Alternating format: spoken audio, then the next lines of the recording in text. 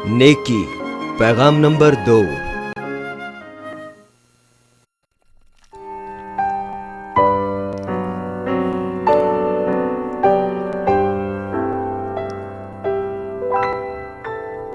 Romeo 12 बाब 2 आयत। और इस जहान के हम शक्ल न बनो, बल्कि अक्ल नई हो जाने से अपनी सूरत बदलते जाओ, ताकि खुदा की नेक और पसंदीदा और कामिल मर्जी तजर्बे से मालूम करते रहो।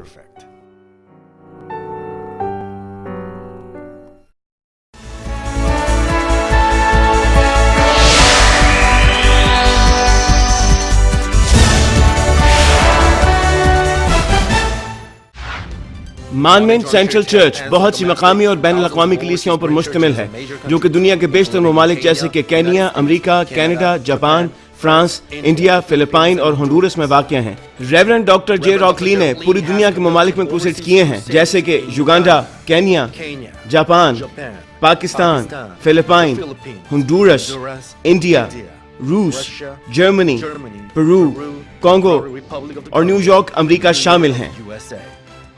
हालिया क्रूसेड जो कि मेडिसन स्क्वायर गार्डन में हुआ, 200 से ज्यादा ममालिक में सैटेलाइट के जरिए नशर किया गया। उनकी रूहानी और शिफाई इबादत को 200 से ज्यादा ममालिक में सैटेलाइट, रेडियो, टीवी और इंटरनेट के जरिए नशर किया गया है। सन 2000 में युगांडा में मुनक़दा इंजील मुक़द्दस क्रूसेड को CNN पर भी दिखाया गया और इन क्रूसेड्स की बुनियाद पर उन्हें बेदारी का आलमगीर रहनुमा करार दिया गया।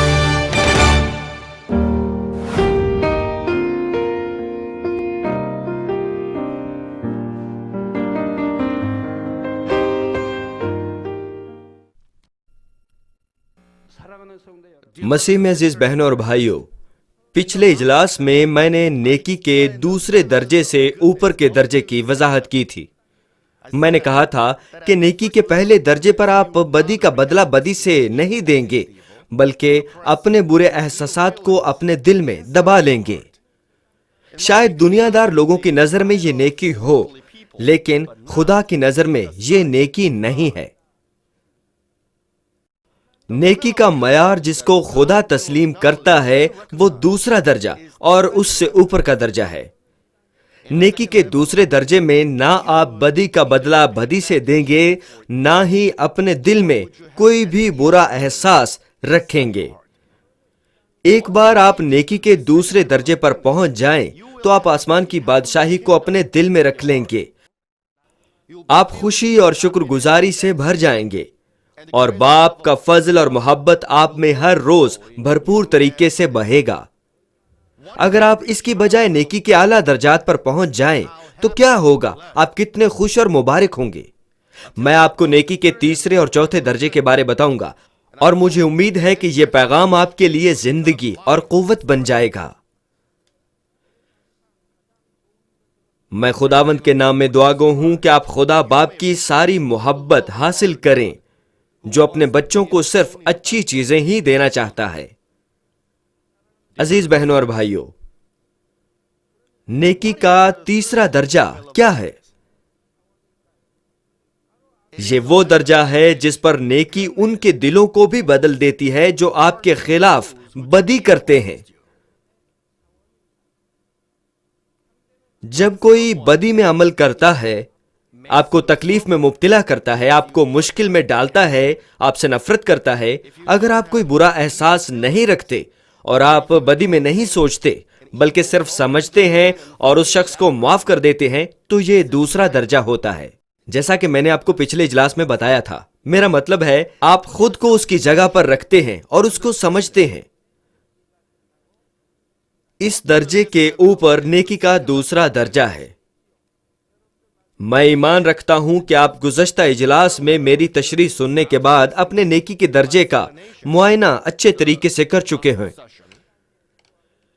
लेकिन अब नेकी का तीसरा दर्जा उस शख्स के दिल को भी तब्दील करता है जो आपसे अमलन बदी करता है। आप उसको भी शादमानी और खुशी देते हैं। नेकी के इस दर्जे पर यानी तीसरे दर्जे पर आप किसी भी हालत में किसी को भी इस किस्म की नेकी दिखाने के काबिल हो सकते हैं। نیکی کا دوسرا درجہ جس پر آپ برے احساسات نہیں رکھتے اور بدی کا بدلہ بدی سے نہیں دیتے غیر متحرک نیکی کہلا سکتا ہے. تاہم نیکی کا تیسرا درجہ جس پر آپ بدی کا بدلہ نیکی کے ساتھ دیتے ہیں نیکی کا اصلاً متحرک درجہ ہو سکتا ہے. اب برائے مہربانی خود کا معائنہ کیجئے کہ آپ نیکی کے اس درجے پر ہیں یا نہیں.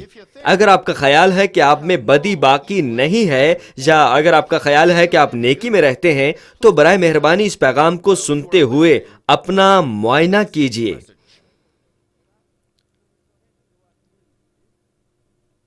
ایک شخص جو نیکی کا یہ درجہ حاصل کر چکا ہو کہلا سکتا ہے کہ وہ پورے روح کے درجے پر پہنچ چکا ہے.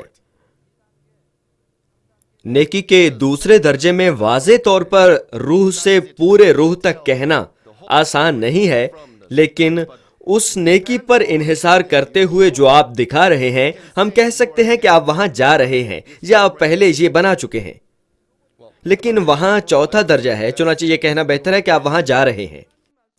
اس قسم کا شخص صرف جسم اور بدی کی اقسام نہیں چھوڑ چکا ہوتا، جیسے خدا کا کلام فرماتا ہے کہ یہ نہ کرو اور اس کو دور کرو، بلکہ خدا کے کلام کی یہ بات بھی پوری کر چکا ہوتا ہے کہ یہ کرو اور اس پر چلو. ثابت قدم ہونا اور تکمیل کرنا اس سے پوری طرح مختلف ہے. ہم صرف اس وقت کہہ سکتے ہیں کہ آپ نے تکمیل کی ہے جب آپ محبت کے ساتھ وہ کر سکیں جو خدا آپ کو کرنے کو کہتا ہے. جب آپ یہ خوشی سے کرتے ہیں تب ہم کہہ سکتے ہیں کہ آپ نے کامل طور پر اس کی تکمیل کی. مثال کے طور پر متی 5ویں باب کی 39 سے 42 آیات کہتی ہیں، لیکن میں تم سے یہ کہتا ہوں کہ شریر کا مقابلہ نہ کرنا، بلکہ جو کوئی تیرے داہنے گال پر تماچا مارے دوسرا بھی اس کی طرف پھیر دے. اور اگر کوئی تجھ پر نالش کر کے تیرا کرتا لینا چاہے تو چوغا بھی اسے لینے دے. اور جو کوئی تجھے 1 کوس بیگار میں لے جائے اس کے ساتھ 2 کوس چلا جا. جو کوئی تجھ سے مانگے اسے دے، اور جو تجھ سے قرض چاہے اس سے منہ نہ موڑ. اگر آپ اس قسم کی آیت میں اپنے دل کی گہرائی سے اور فطری طور پر نیکی کے کاموں پر عمل کر سکیں اور نمونہ بنا سکیں تو آپ نیکی کے تیسرے درجے پر ہیں فطرتاً.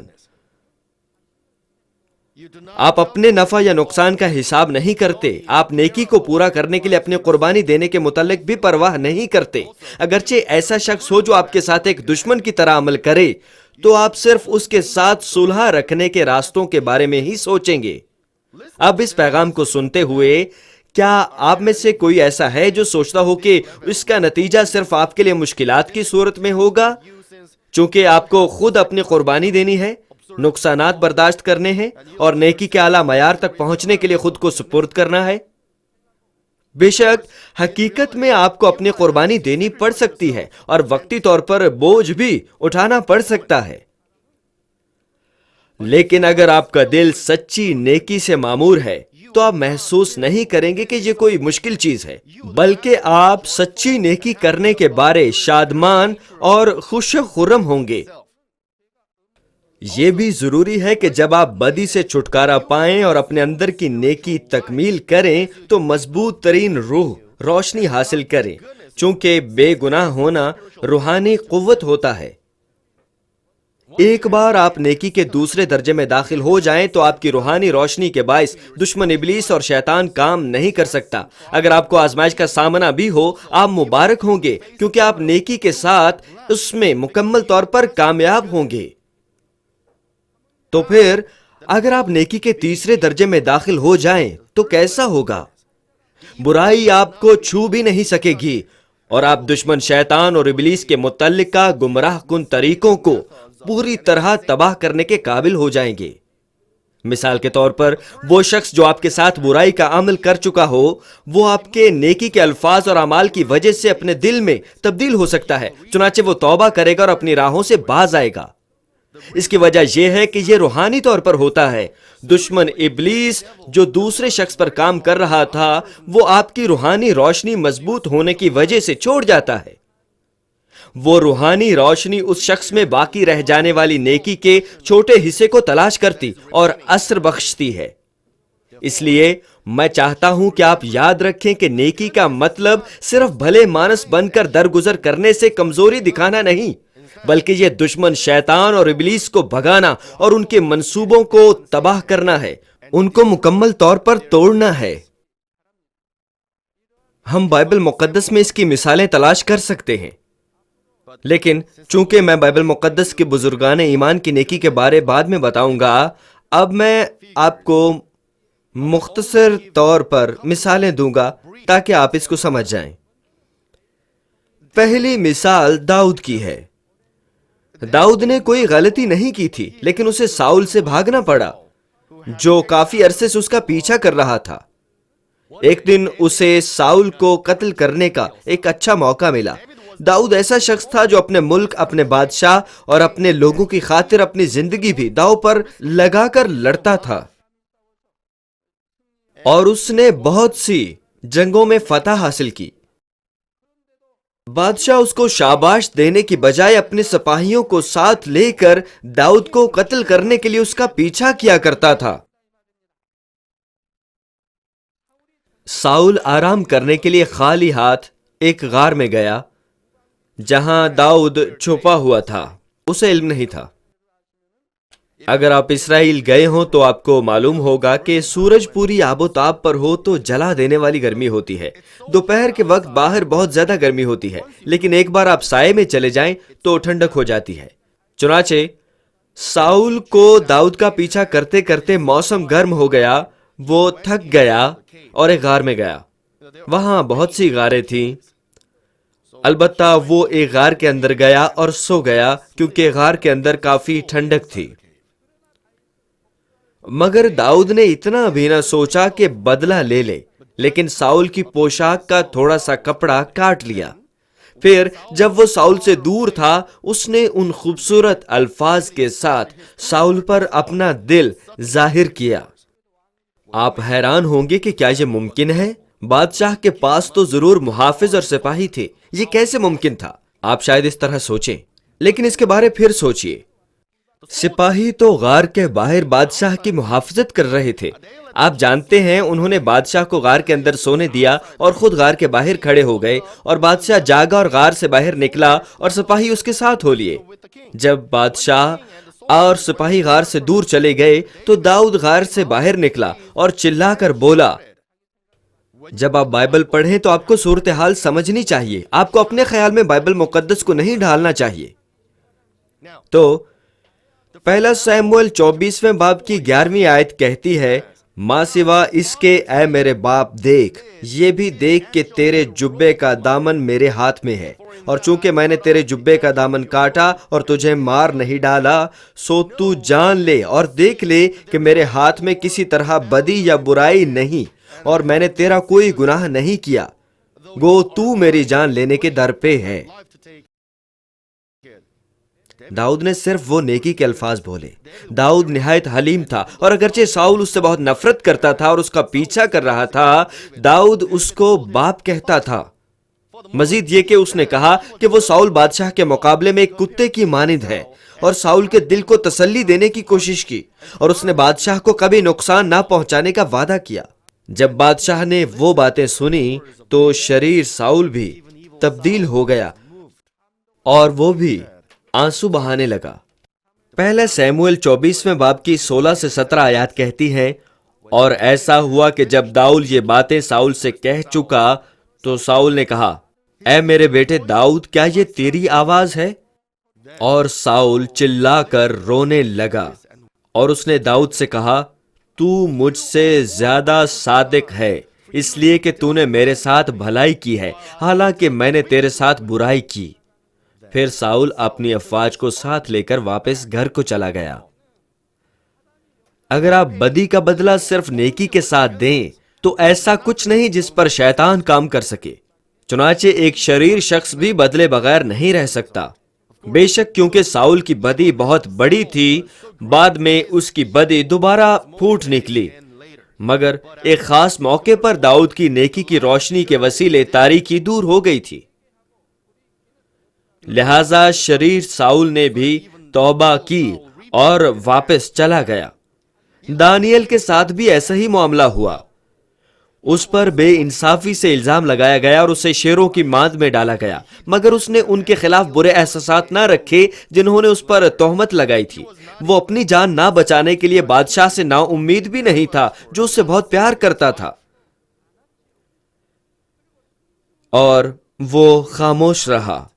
وہ جانتا تھا کہ فیصلہ درست نہیں ہے، لیکن اس نے کوئی اعتراض نہ کیا، نہ اس نے اس کی مزاحمت کی. وہ جانتا تھا کہ وہ ہلاک ہو جائے گا. وہ جانتا تھا کہ اسے شریر آدمیوں کے غلط منصوبے میں پھنسایا جائے گا. وہ جانتا تھا کہ اس کے بادشاہ کو دھوکہ دیا جائے گا اور اسے شیروں کی ماند میں ڈال دیا جائے گا، مگر اس نے شکایت نہ کی. اس نے بادشاہ سے نہیں کہا کہ یہ فیصلہ ان کی شرارت ہے، وہ اس شرارت کے ساتھ مجھ پر بے انصافی سے الزام لگانے کی کوشش کر رہے ہیں. اس نے سب کچھ خدا کی مرضی پر چھوڑ دیا. اور جب وہ خدا کے کلام کے وسیلے ڈرامائی انداز میں شیروں کی ماند میں محفوظ رہا تو اس نے بادشاہ کے ساتھ عظیم خدمت کے الفاظ بولے. دانیل 6 باب کی 21 سے 22 آیات کہتی ہیں، تب دانیل نے بادشاہ سے کہا، اے بادشاہ ابد تک جیتا رہے. میرے خدا نے اپنے فرشتے کو بھیجا اور شیروں کے منہ بند کر دیے، اور انہوں نے مجھے ضرر نہیں پہنچایا، کیونکہ میں اس کے حضور بے گناہ ثابت ہوا، اور تیرے حضور بھی اے بادشاہ میں نے خطا نہیں کی.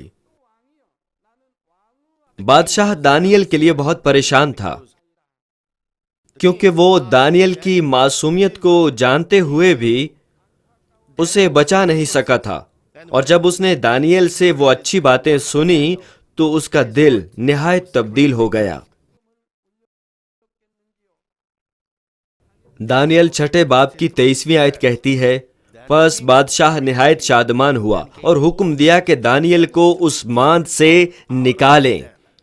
پس دانیل اس ماند سے نکالا گیا اور معلوم ہوا کہ اسے کچھ ضرر نہیں پہنچا، کیونکہ اس نے اپنے خدا پر توکل کیا تھا. خدا نے دانیل کو شیروں سے محفوظ رکھا کیونکہ وہ خدا پر توکل کرتا تھا. وہ کھلے کھیت میں نہیں تھا، اس کو ایک ماند میں پھینکا گیا تھا جہاں شیر اس کے منتظر تھے، اور وہ سارے شیر بھوکے تھے. ان دنوں میں لوگ شیروں کو بھوکا رکھتے تھے اور بعد میں مجرموں کو ان کے آگے ڈال دیتے تھے. کیونکہ شیر بہت بھوکے ہوتے تھے، اس لیے جب کوئی مجرم ماند میں آتا تھا تو شیر دریغ نہیں کرتے تھے، وہ مجرم کی ہڈیوں تک کو چبا جاتے تھے. وہ شیروں کو بہت بھوکا رکھتے تھے تاکہ جو بھی جسم ان کو نظر آئے وہ اسے بلا ہچکچاہٹ کھا جائیں. لیکن دانیل کو کوئی عذر نہ پہنچا. وہ ساری رات ماند کے اندر رہا مگر اسے کوئی ضرر نہ پہنچا، چونکہ خدا نے آسمانی فرشتوں کے ذریعے دانیل کی حفاظت کی تھی. شیر دانیل کو کچھ نہیں کر سکے. خدا نے شیروں کے منہ ہی بند کر دیے.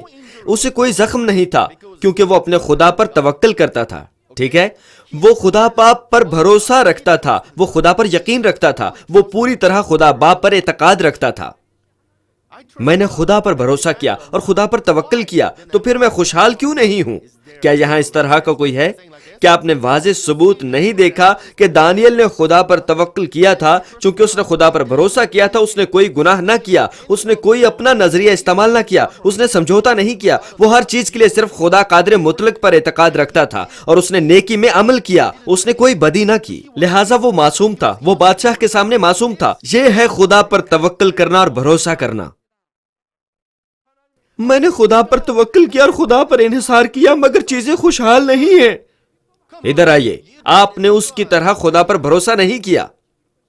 اگر آپ خدا پر بھروسہ کرتے اور خدا پر توکل رکھتے ہیں تو آپ کو اس کے حکموں پر چلنا ہے، مگر آپ کو اپنے دل کی گہرائی سے اس پر چلنا چاہیے اور آپ کو ہر حالت میں شکر ادا کرنا چاہیے اور آپ افسوس نہیں کریں گے. آپ خدا پر بھروسہ کرنے کے بعد کسی چیز کے غلط ہونے پر افسوس نہیں کریں گے. آپ کو ایسے ویسے حالات میں شکر ادا کرنا چاہیے. یہ حقیقتاً خدا پر بھروسہ اور توکل کرنا ہے.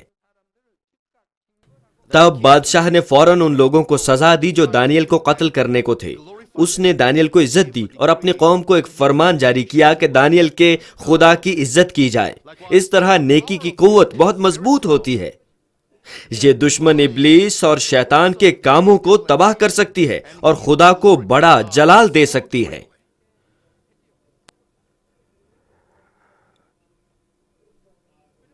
خدا ہمیشہ ان کے ساتھ چلتا ہے جو نیکی کے اس درجے پر پہنچ چکے ہوں اور ان کو ان کے دل کی تمناؤں کے مطابق عین مطابق جواب دیتا ہے۔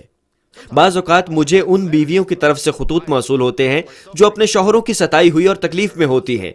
وہ مجھے مشورے کے لیے خط بھیجتی ہیں اور وہ اپنے خطوط میں کہتی ہیں کہ اپنے شوہروں کے ساتھ اچھا سلوک کر رہی ہوں اور اس طرح کے الفاظ لکھے ہوتے ہیں۔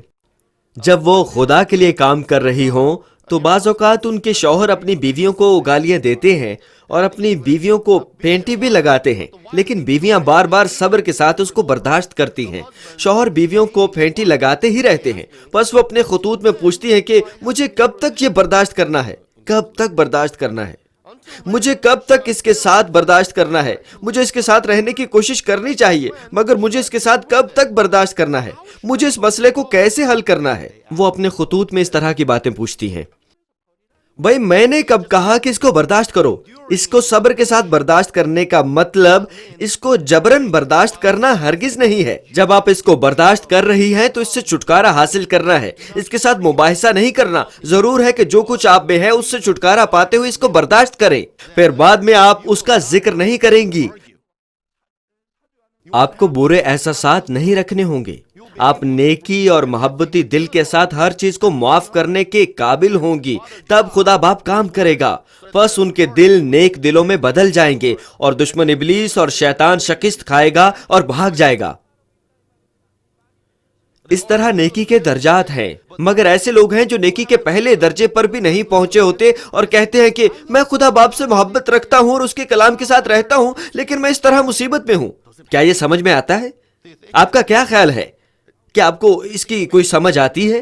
میں نے کہا کہ نیکی کا پہلا درجہ وہ درجہ نہیں جس کو خدا پہچانتا ہے، چونکہ دنیا کے لوگ سوچتے ہیں کہ یہ نیکی ہے اور وہ سوچتے ہیں کہ یہ حتمی نیکی ہے۔ خدا فرماتا ہے کہ پہلا درجہ صرف دنیا کے لوگوں کے واسطے ہے، لیکن خدا کے لیے یہ برائی ہی ہے۔ نیکی جس کو خدا باپ جانتا ہے وہ دوسرے درجے اور اس سے اوپر کی نیکی ہے، لیکن اس سے اوپر نیکی کا ایک اور درجہ ہے۔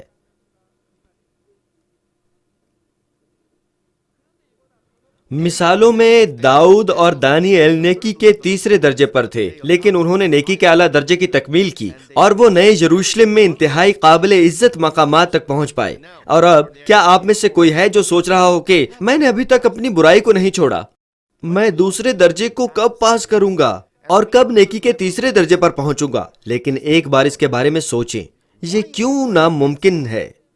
آپ ایک بار ایک کام کر سکتے ہوں تو آپ کو دو کام کرنے کی قوت مل جائے گی۔ اگر آپ 2 مرتبہ کر سکتے ہوں تو جلد ہی آپ 4 مرتبہ کرنے کے قابل ہو جائیں گے۔ درجہ بدرجہ آپ میں نیکی آتی جائے گی، بدی آپ کو چھوڑ جائے گی اور نیکی آپ میں آ جائے گی اور آپ کے دل میں سکونت کرے گی اور آخر آپ نیک بندے کے طور پر ظاہر ہوں گے۔ بائبل میں غلطیوں 6 باب کی 9 آیت کہتی ہے، ہم نیک کام کرنے میں ہمت نہ ہاریں، کیونکہ اگر بے دل نہ ہوں گے تو عین وقت پر کاٹیں گے۔ اگرچہ ابھی آپ نے پوری طرح بدی کو نہیں چھوڑا، اگر آپ نیکی میں کام کرنے کی کوشش کریں تو آپ بہت جلد بدی سے چھٹکارا پانے کے قابل ہو جائیں گے۔ بے شک یہ اس دل سے آنے والے نیک الفاظ اور نیک اعمال سے مختلف ہوگا جس کی اصلاح پوری طرح نیکی کے ساتھ کی ہوتی ہے، لیکن اگر آپ خدا سے پیار کرنے والے اپنے دل میں نیکی کو جمع کرنے کی کوشش کریں تو آپ اس جمع شدہ نیکی سے آنے والی نیکی حاصل کریں گے۔ اگر آپ محبت کو عمل میں لائیں تو نفرت ختم ہو جاتی ہے۔ اگر آپ نیکی میں سوچنے، نیکی میں بولنے، نیکی میں عمل کرنے کی کوشش کریں تو جتنی نیکی جمع ہوگی اتنی ہی بدی دور بھاگتی چلی جائے گی۔ جب آپ بدی کو چھوڑ دیں گے اور اسی اثنا میں نیکی میں عمل کریں گے، اور اگر آپ اپنے اندر کی ساری بدی کو نکال چکے ہوں تو اس کا مطلب ہے کہ آپ نیکی کے دوسرے درجے پر پہنچ چکے ہیں۔ پس نیکی کے دوسرے درجے میں بھی آپ وہ نیک الفاظ اور نیک اعمال رکھ سکتے ہیں جو دوسرے شخص کے دل کو بدل سکتے ہوں۔ لیکن بعض اوقات آپ بدی کے ساتھ رد عمل نہ کرنے سے اور موقع با موقع ہی نیک الفاظ بولنے سے ایک درجے پر رکے رہتے ہیں جو اس شخص کے دل کو تسلی دے سکتے ہیں جو آپ کی برائی کرتا ہے۔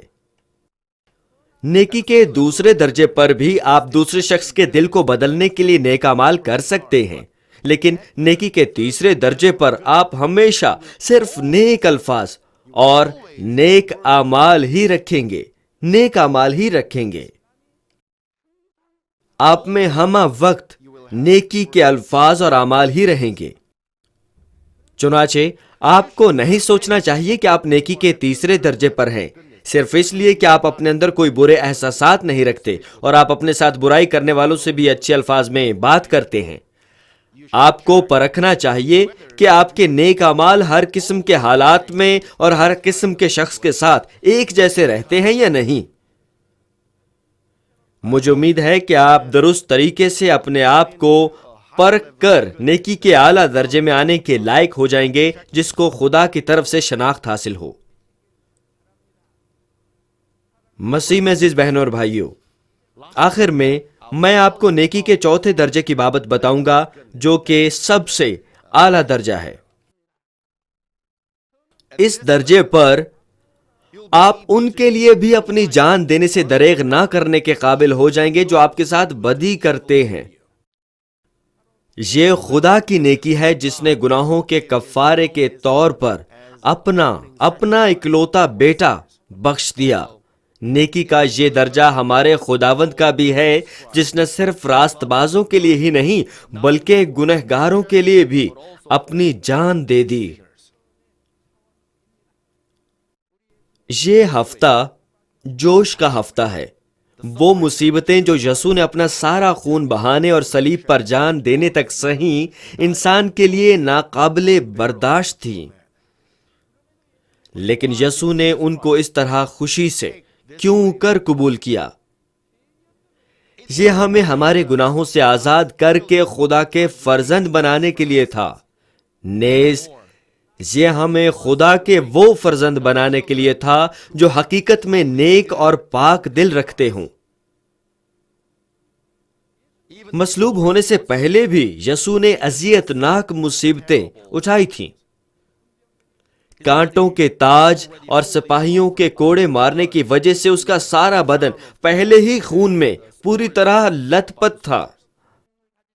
اگر آپ آدھا ایمان رکھتے ہیں، میرا مطلب ہے اگر آپ خداوند کے آدھے دن پر عمل کرتے ہیں، بالفاظ دیگر اگر آپ اتوار کی صبح کو عبادت کرتے ہیں مگر شام کی عبادت یا ذیلی عبادتوں سے غیر حاضر ہوتے ہیں، تو یاد رکھیں کہ ہمارے خدا باپ نے فرمایا کہ خداوند کے پورے دن پر عمل کرنا۔ اگر آپ حقیقتاً خداوند اور خدا باپ کی محبت کو جانتے ہیں تو کیا آپ نہیں سوچتے کہ آپ دنیاوی چیزوں کو سوچے بغیر خوشی اور شکر گزاری کے ساتھ خداوند کے پورے دن پر عمل کر سکتے ہیں؟ اگر آپ حقیقت میں خدا سے محبت رکھتے ہیں، اگر آپ حقیقتاً اس کی محبت سے واقف ہیں اور اس پر یقین رکھتے ہیں، تو آپ چرچ آنے اور سبت پر عمل کرنے میں خوش ہوں گے۔ آپ محبت کے ساتھ پرستش اور دعا ادا کریں گے۔ یہ وہ وقت ہے جب آپ اقرار کر سکتے ہیں کہ آپ خدا باپ اور خداوند سے محبت رکھتے ہیں۔ آپ جبراً یہ اقرار نہیں کر سکتے، اس لیے کہ محبت زبردستی نہیں ہو سکتی۔ ان تکالیف کو سہنے کے بعد یسوع کو لکڑی کی صلیب اٹھانی تھی جو بہت بڑی اور اس سے بہت ہی بھاری تھی۔ پہلے ہی ناتوانی اور بہت زیادہ خون بہہ جانے کے باوجود یسوع نے صلیب اٹھائی اور اسے لے کر مصلوبیت کے مقام جلجتا کی جانب قدم بقدم چلا۔ وہ گرتا، پھر اٹھتا اور چند قدم پر پھر گر جاتا، مگر پھر بھی وہ سارے راستے بار بار کھڑا ہو کر گیا۔ اس وقت کوئی نہیں جانتا تھا کہ وہ اس اذیت کو کیوں اٹھا رہا ہے۔ وہاں صرف چند عورتیں تھیں جو حقیقتاً یسوع سے محبت رکھتی تھی اور اس کے پیچھے ماتم کرتی جاتی تھی۔ بہت سے لوگوں نے اسے خدا کا مارا کوٹا اور ستایا ہوا سمجھا، جیسے یسایہ 53 باب کی 4 آیت میں مرقوم ہے۔ لیکن یسایہ 53 باب کی 5 آیات کہتی ہے، حالانکہ وہ ہماری خطاؤں کے سبب سے گھائل کیا گیا اور ہماری بد کرداری کے باعث کچلا گیا. ہماری ہی سلامتی کے لیے اس پر سیاست ہوئی تاکہ اس کے مار کھانے سے ہم شفا پائیں. یسوع ہمارے گناہوں کے باعث ہم پر لگی ہوئی موت کی لعنت سے رہائی دینے کے لیے صلیب پر لٹکا دیا گیا اور گنہگاروں کو ان کے گناہوں سے ایک ہی بار رہائی دینے کے لیے اپنا بے عیب خون بہا دیا.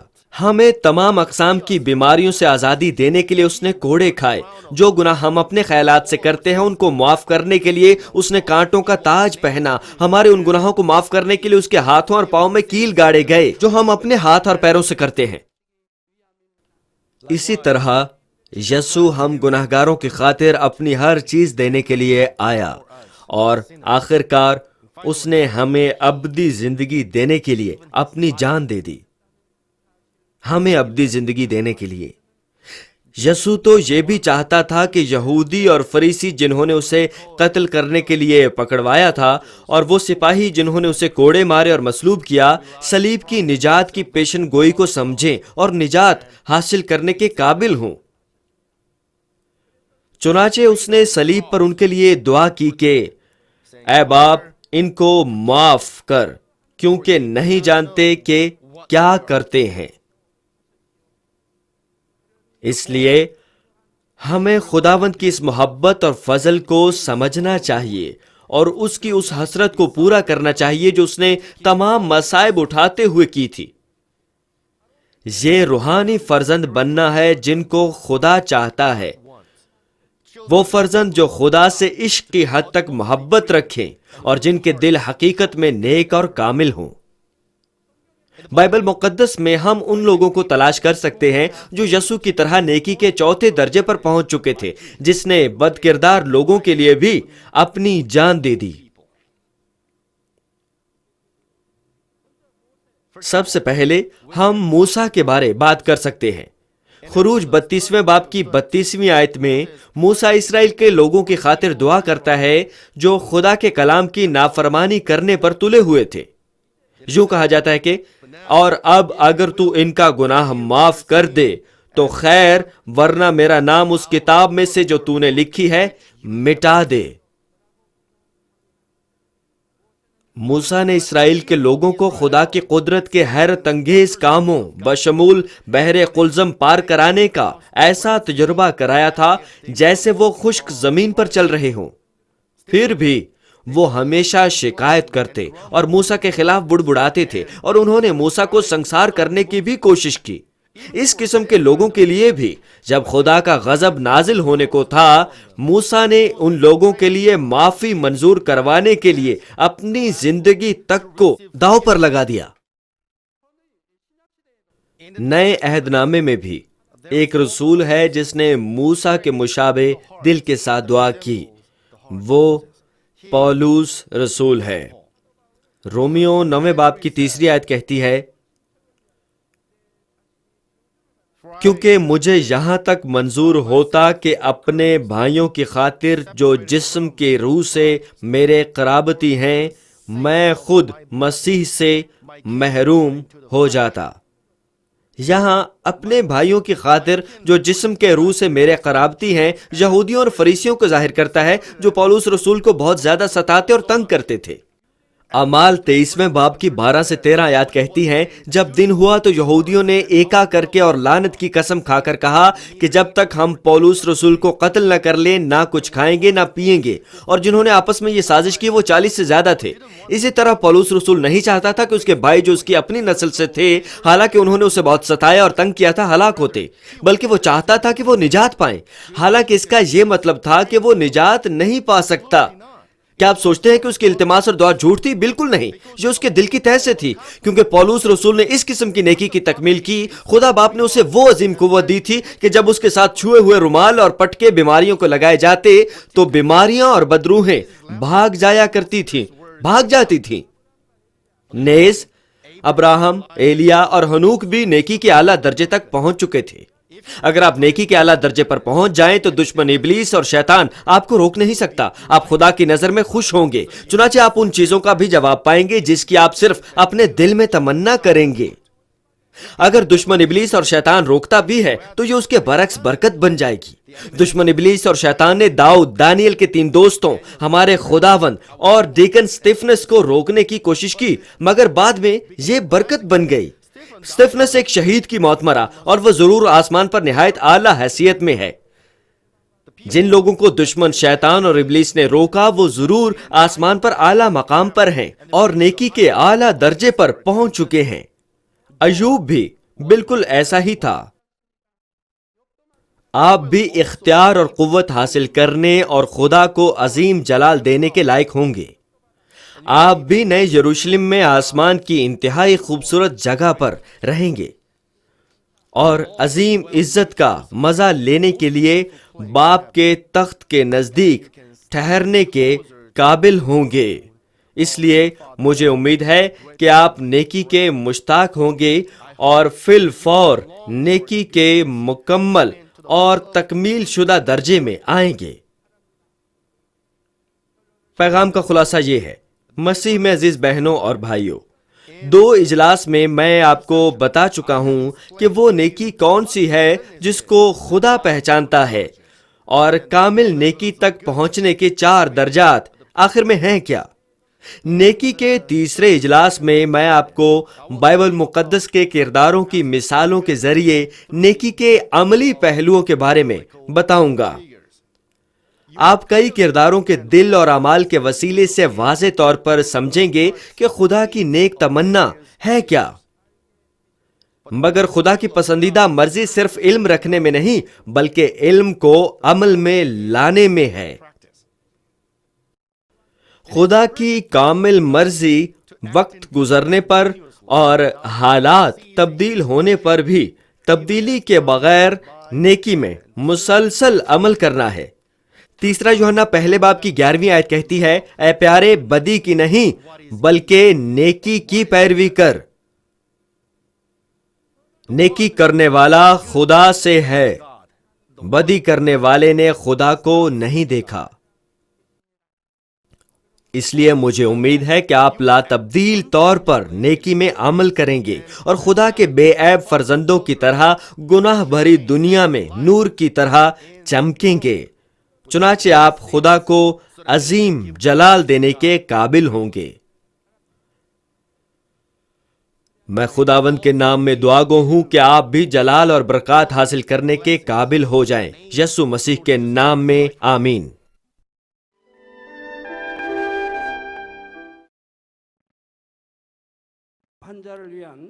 بیماروں کے لیے دعا۔ میں ان سب لوگوں کے لیے دعا کروں گا جو بیمار ہیں۔ آپ اپنے بدن کے اس حصہ پر اپنا ہاتھ رکھ لیں جہاں پر بیماری ہے اور اس دعا سے استفادہ کیجیے۔ اگر آپ بیمار نہیں ہیں لیکن اپنی دلی مرادیں پانا چاہتے ہیں تو اپنا ہاتھ اپنے سینے پر رکھ لیجیے۔ خدا کا زندہ کلام وقت اور فاصلے کی قیود سے آزاد ہے اور آپ کے ایمان کے مطابق آپ کے لیے کام کرے گا۔ آپ جہاں کہیں بھی ہوں، اگر ایمان کے ساتھ اس دعا کو قبول کریں گے تو آپ خدا کی قدرت کے حیران کن کام دیکھیں گے۔ ہاللویا۔ قادر مطلق خدا، تو جو محبت ہے، اپنے بچوں پر اپنے ہاتھ کو رکھ اور تمام GCN دیکھنے والوں پر بھی جو ایمان سے اس دعا کو ٹی وی کے ذریعہ قبول کرتے ہیں۔ اپنا ہاتھ ان پر رکھ اور اپنے عجیب کام جو وقت اور فاصلے کی قیود سے آزاد ہیں ان تمام لوگوں کی زندگیوں میں دکھا جو دنیا کے کسی بھی کونے میں ہیں۔ ان کو ایسا ایمان عطا فرما جس کے وسیلہ سے ان کے تمام شکوک و شبہات ختم ہو جائیں، ان کی زندگی سے تمام دکھ اور مشکلات جاتی رہیں، روح القدس کی آگ سے جلا کر اور یسوع کے پاک خون کے وسیلہ سے دھو کر پاک کر دے۔ سر سے لے کر پاؤں تک سارے جسم میں خدا کی عظیم تخلیقی قوت آشکار ہو۔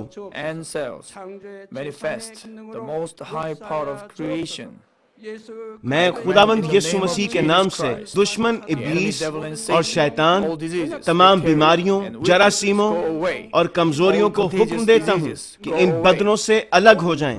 تمام چھوت کی بیماریاں جاتی رہیں، ہر وہ بیماری جو لا علاج ہے اور نئی دریافت شدہ بیماریاں روح القدس کی آگ سے جل کر بھسم ہو جائیں۔ آپ بیماری سے پاک ہو کر زور پائیں۔ معدے کا کینسر، پھیپھڑوں کا کینسر، رحم کا کینسر، جلد کا کینسر، آنتوں کا کینسر، ایڈز، لیوکیمیا، ذہنی امراض، دل کا عارضہ، پھیپھڑوں کی بیماریاں، ہر قسم کے زنانہ امراض، بلند فشار خون، شوگر، جلدی امراض، ہر قسم کی سوجن جاتی رہیں۔ پولیو، فالج، جوڑوں کا درد اور کمر کا درد یسوع مسیح کے نام میں ختم ہو جائیں۔ ہر قسم کا سر درد اور حادثات کے نتیجے میں پیدا ہونے والی ہر جسمانی تکلیف یسوع کے نام میں جاتی رہے۔ بیماری کی وجہ سے تھکان، نزلہ، زکام اور گلر جیسی بیماریاں روح القدس کی آگ سے جل کر بھسم ہو جائیں۔ مرگی، ذہنی معذوری، ذہنی دباؤ اور تمام ذہنی بیماریاں یسوع مسیح کے نام سے جاتی رہیں۔ ہر قسم کی تاریکی ختم ہو جائے اور ان کے دلوں میں اطمینان اور شادمانی آ جائے۔ خدا باپ تخلیق کی عظیم ترین قوت کے وسیلہ سے یہ جسم جو کمزور ہو چکے ہیں دوبارہ سے زور پائیں، فالج کے جکڑے آزاد ہو جائیں اور لنگڑے چلنا اور چھلانگے لگانا شروع کریں۔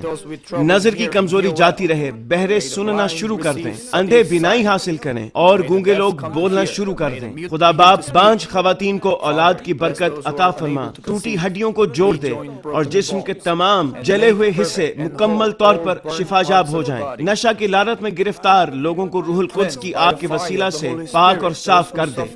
جسم کے تمام مردہ خلیے زندہ ہو جائیں، تمام تاریکی جاتی رہے اور ابلیس کی قوتیں نکل جائیں، اور تباہیوں سے محفوظ رکھ اور ان کو برکت دے کہ وہ ایک خوشحال زندگی بسر کریں۔ اے خدا، اپنے فرزندوں کو گھروں اور کاروبار کی جگہ پر روح القدس کی آتشی باڑ میں محفوظ رکھنا، اور تیری آنکھیں جو آگ کے شعلہ کی مانند ہیں ان کو دیکھتی رہیں۔ ان کا باہر جانا اور اندر آنا مبارک ہو۔ انہیں برکت دے تاکہ یہ لوگوں کو قرض دیں لیکن کسی سے کبھی قرض نہ لیں۔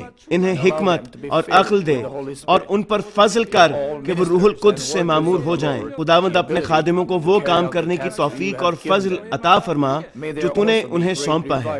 ہر چرچ میں ایک انقلاب برپا کر دے۔ اپنے بچوں کی رہنمائی کر تاکہ وہ تجھے جلال دیں جو بھی کام وہ کریں۔